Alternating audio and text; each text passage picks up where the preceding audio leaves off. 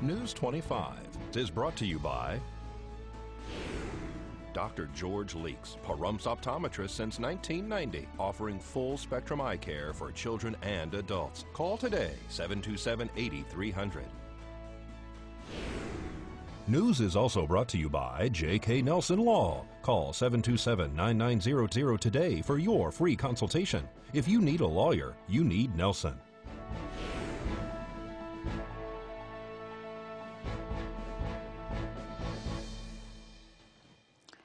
Happy Labor Day. It's our edition of News 25. This is News 25 with Deanna O'Donnell.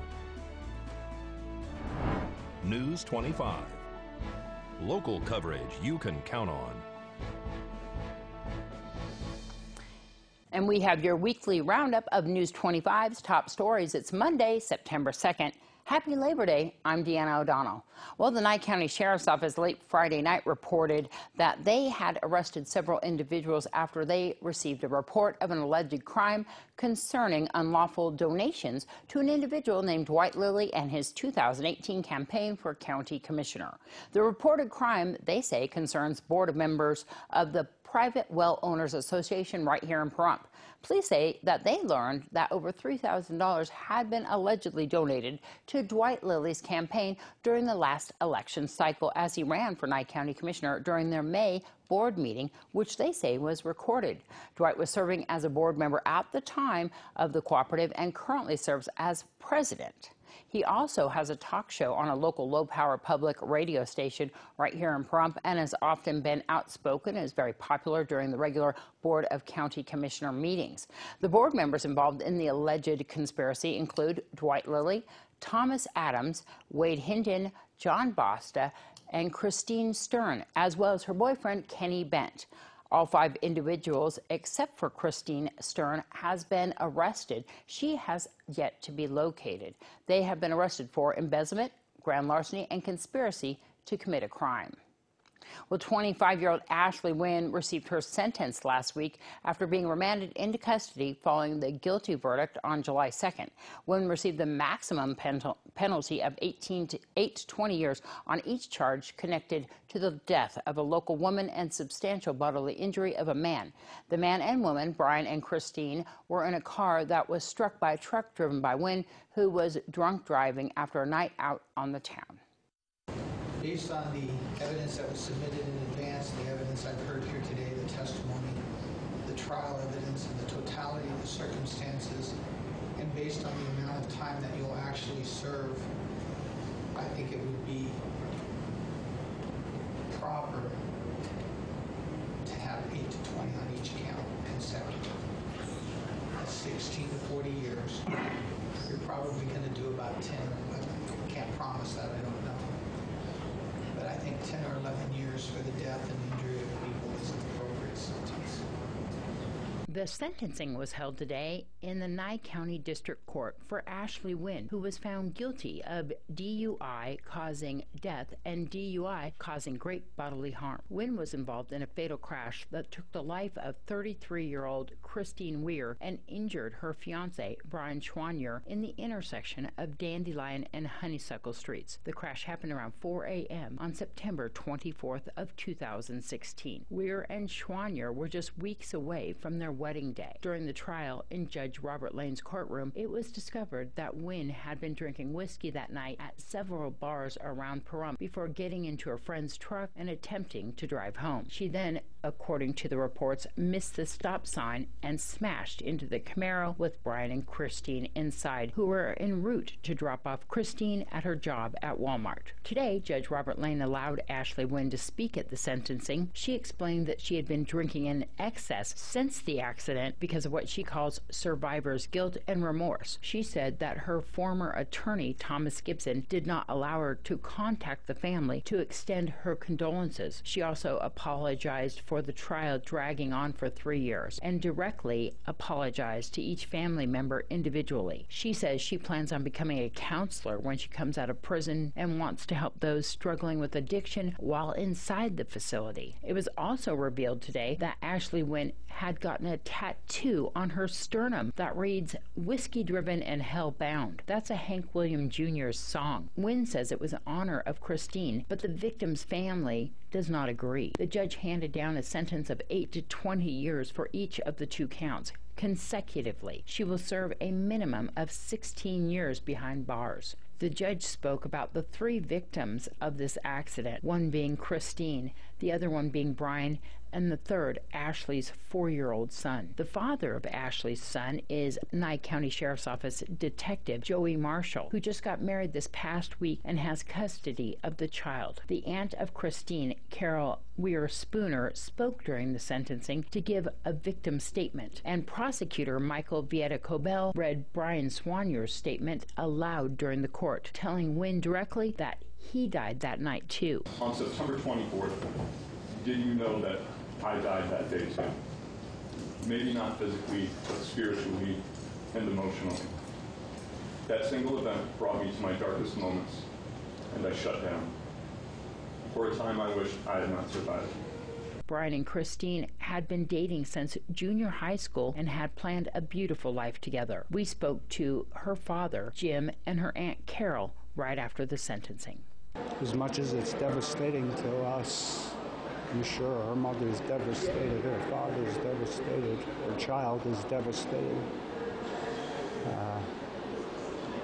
But justice has been served. And once again, that is 8 to 20 for each charge. There is 2 charges, and that would mean a minimum of 16 years, but the judge says probably 10 years for each charge, which would mean 20 years for that crime. Well, 3 dogs are deceased by the hands of their owner, who police say in a drunken rage shot the animals after an afternoon threatening his wife. All right, Mr. Papas, just stand up. We'll go ahead and sentence you. 14 to 35 months, credit for time served is set forth in the report. Fines and fees is set forth. Restitution is was stated by Mr. Vieta-Cobell. Good luck to you, sir.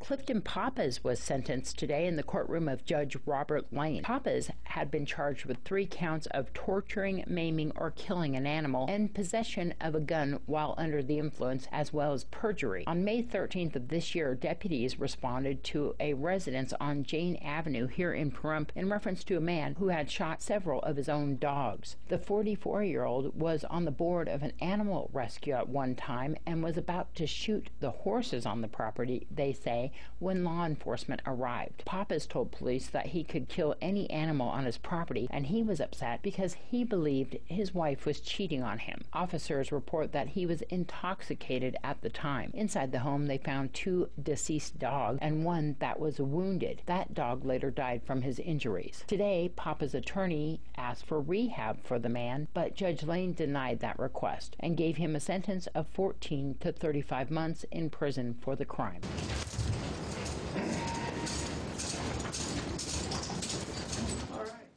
Well, we'll have an update on what's going on with alien stock up there in Rachel, Nevada, and how our county commissioners declared emergency funding as a result, right after this break.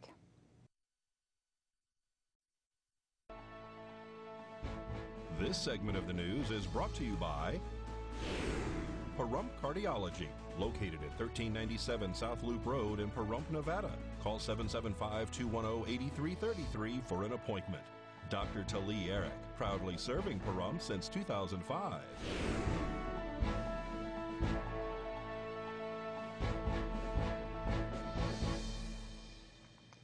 Well, we hope you're having a wonderful Labor Day. We're recapping some of the stories from last week.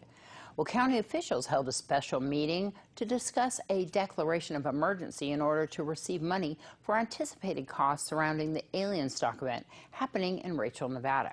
Well, Rachel is in Lincoln County. The local administration believes that there may be some services and supplies needed from our area. They also warn local residents to be prepared. During today's Board of County Commissioners meeting, discussion was had regarding the approval of the declaration of emergency for the Storm Area 51 event, which will be happening on September 19th through the 21st. Good morning, Commissioner. Scott Lewis, Director of Emergency Management. Beside me is Captain Barukowitz from the Nye County Sheriff's Office. And we believe this is a prudent procedure to undertake. Number one, it gives us the ability in the in the event of a true disaster or something that's overwhelming our systems, to simply execute. This is a preparedness piece, and we suggest and recommend that you move forward with the item today. Just say ditto. We're just here to support the chief. If the clerk is up there, I would just like to request that to make sure I get to sign that and the rest of us down here instead of being signed up there. So. Commissioner Blundo asks if we have any updated information regarding our situation and what we may or may not expect. Captain Berukowitz states that it's our advice for people not to come, and as a law enforcement entity, we're hopeful that people will heed the law. Sure. The information is ongoing, and I honestly, almost daily, we're receiving additional information through law enforcement intel and also through the state. You know, I wish I could have a crystal ball to tell you if any of it's going to be accurate. It remains speculative. However, if you're looking at the supporting materials that is being referenced to us, and I don't know if it's prudent to discuss it here, but the information that we're receiving in piecemeal would suggest that, quite frankly, we could have overwhelming population surges in various parts of the county, and that is what we're preparing for. It's not simply just managing the event, it's also managing our routine and day-to-day calls that may occur as well. Our biggest concern is to have an incident within the event that would require all resources to manage that particular piece, whatever that might be, whether it's significant fires, motor vehicle accidents, any other type of mass casualty incident. So we have to pay heed. We're paying a particular attention to all the additional information. I don't know if Captain Berukowitz can speak to some of the law enforcement intel, but we're taking it seriously, and we're preparing as such. Commissioner Koenig comments that there will be no cell service and that the cell towers are not equipped for a mass increase of people. He speaks more, saying to be prepared for no internet and the possibility of no water to be available. Also speaking that everything's basically going to sell out. Commissioner Strickland advises to all visitors to come self-contained. Commissioner Blundo makes a motion to approve the declaration of emergency and also advises the residents of Nye County to stock up and be prepared. I think it's important that we should, that community sense and spirit, if anything we can do to help Chief and the Sheriff assist in this matter and help our fellow neighbor. So. Just want that to be out there for the public to consume, and just be prepared. All those in favor say aye. Aye. Aye. Aye. Aye. Unanimous. And Fire Chief Scott Lewis gives us an update on the multi-structure fire that occurred last week on Savoy Boulevard. Just around a dinner hour last night, we were dispatched for a report of a structure fire. As crews were responding, we were informed that it was actually a fifth-wheel trailer that was possibly used as a fixed structure that was well involved. And then there was subsequent reports that it was extending to 2, possibly 3 trailers. However, upon our arrival, we found 2 trailers that were well involved. Our scene hazards were added to because we had discharging ammunition, discharging fireworks, and also venting propane within the primary dwelling that was involved. So crews commenced a defensive exterior attack, quickly knocked down the fire. The fire was held to the 2 trailers with no further extension. There was an abundance of personal property around those involved buildings that was protected as well. There were numerous animals, cats and small dogs that were all protected. We're unsure. 1 cat was unaccounted for at last I knew, but they believe it was out and just hiding away. There was multiple trailers located on the property. Some were used as fixed structures, others were used for storage purposes, and it's my understanding that one of them had cats or possibly kittens that were in there. That was one that protected exposures right from the beginning, so there was no injuries to any of the cats or the kittens that were within. Not 100% sure, but everybody was accounted for, but as we were progressing through the fire, more and more people were arriving on scene, and whether or not they were residents, we were uncertain. It wasn't an issue for us that a gentleman was removed prior to our arrival and was placed in a safe area. So therefore, we could focus directly on fire suppression, making sure we didn't have a further conflagration. They're still in the primary dwelling that was protected on the property. Valley Electric came out, did a great job, isolated those impacted trailers, allowed them to still reside in their primary. And so as far as the investigation right now, do you know what caused the fire? We're not 100% certain, but we believe it to be accidental in nature. Animal Control did arrive on location, assisted the residents in gathering the small animals and the cats and the small dogs, and but none were taken from the property that I'm aware of. And fire crews responded to another structure fire last week. We'll have that and your question of the day after this break. You're watching KPVM News 25. Local coverage you can count on. Welcome back. Well, Fire Chief Scott Lewis says that a structure fire that occurred recently on the north side of town appears to have been intentionally set. Saturday night, we were dispatched for a report of an unknown type fire. We started receiving multiple callers. They indicated that they weren't sure what it was, but it was well up in the alluvial fan in an isolated area. As we were nearing the scene, we then received information that it was possibly a structure fire, so we changed and upgraded our assignment to a structure, adding additional resources. As the Engine 2 crew arrived, they found that the fire itself was so well off the established roadway that we had to utilize our 3 brush truck full-wheel drive to get up to the fire. And there we found 2 fully involved fifth-wheel trailers that were used as fixed structures. Interestingly enough, this had been the scene of a fatal incident that occurred right after the earthquakes that occurred here in the Pahrump area. There was 2 individuals that claimed that they lived there or that was their property. It's my understanding that they were, one was a relative and then one was a friend of the other, and that they were working on that property trying to clean it up and were there earlier in the day. However, the fire was much later in the evening and is suspect in nature. There were various states. Some had small amounts of propane, some were just empty tanks. There was a number of plastic fuel containers located on the property as well. It is still under investigation. Well, it is Labor Day, and we are giving you the best of the top stories over the past week. But what is Labor Day? What does that exactly mean? Most people associate the holiday with a 3-day weekend with barbecues and get-togethers, but that day also officially marks the end of summer.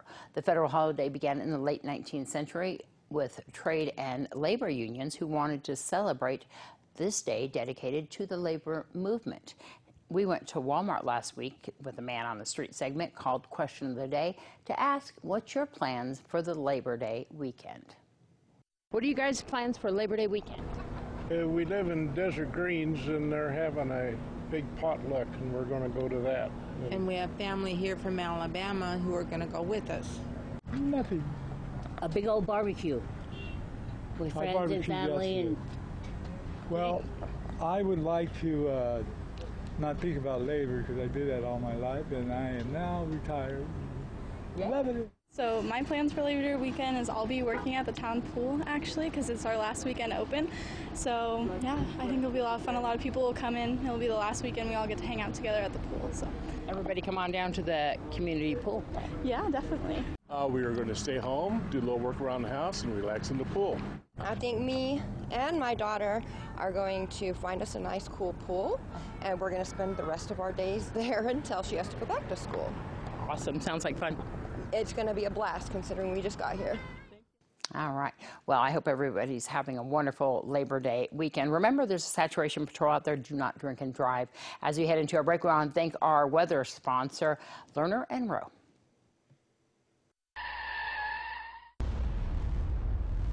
News 25 Weather Cam is brought to you by Lerner & Rowe Injury Attorney's Office in Pahrump. In a wreck, need a check? Call 702-877-1500.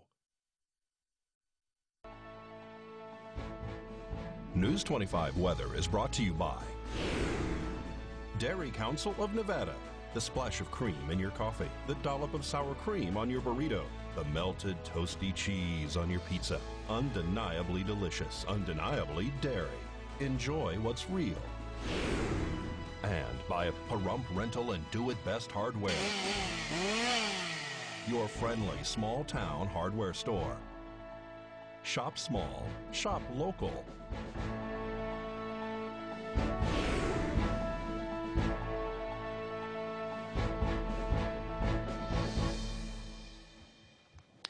All right, well, Michael Donohue's off today, so we are going to have our weather forecast for the whole entire week on tomorrow night's broadcast, but we are happy that the excessive heat warning has subsided, and we're in the high 100s and low 70s overnight, so we'll let you know about that. That trend seems to be continuing. Of course, we want to thank everybody who helped with the neighborhood cleanup this weekend, and we want to remind everybody that Fall Festival is coming, so if you want to sign up for the parade, get in touch with the Pahrump Valley Chamber of Commerce. If you want to sponsor it, get in touch with KPVM.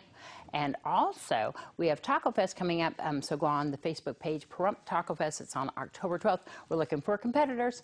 And that's going to wrap up this edition of News 25, your special Labor Day edition. We'll see you back here tomorrow. I'm Deanna O'Donnell. Good night.